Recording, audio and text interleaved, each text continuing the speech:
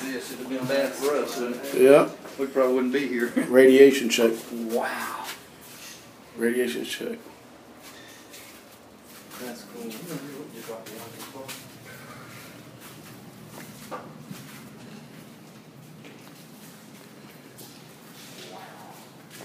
So it was pretty large, with just us in here. But keep in mind, you know, there would have been 15 of these bunk beds, and then they would have had all the food and drinking water that they would need for the 30 days, all the diesel to run the generator. They would have had radiation suits in here, gas masks. There's no running water, so they would have had big tubs of the equivalent of Purell to clean themselves with.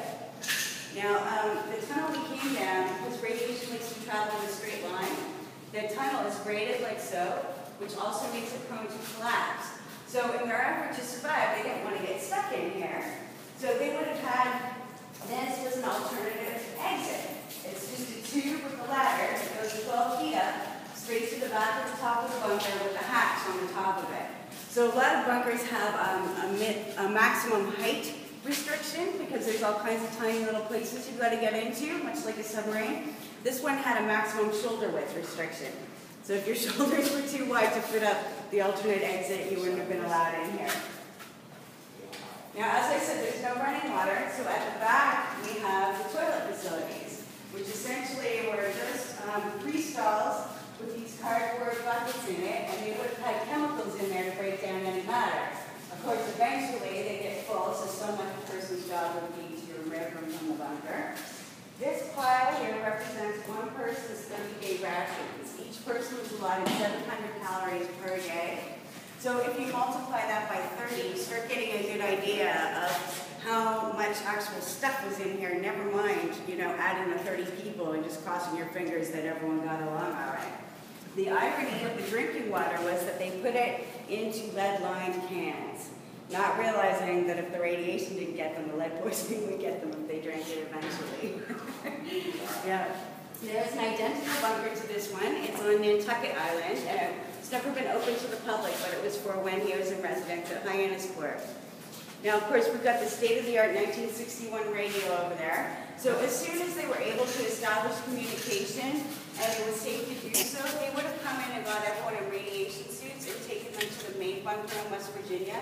So this was not intended as a long-term solution at all. This was just a very temporary measure. If it coincidentally happened while he happened to be in Palm Beach. Here is the Kennedy compound. It's the building in the middle. It's this house here, and this was part of their property. So that building was not there, and that's where the helicopter would have stood at the ready. And it corresponds to here on the map, and Peanut Island is essentially right there. So it just would have been 4-minute helicopter ride, or around the top of North Palm Beach. For the entourage, it would have been maybe 20 minutes or 25 minutes. How long is that house now? That's a private individual. They bought it in 1996 or 7, I believe. And it was reputed that the individual who bought it actually put 10 times the purchase price into restoring it.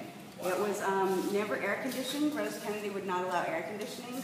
And for the last couple decades they owned it, no money was put into maintenance. So it was in quite a dilapidated condition, but this person was interested in preserving the history of it, and so they invested, you know, in it, and now it's fully restored. That's my understanding. No. Somebody who thought he still had a signal. Wow. You said the generator. Yes.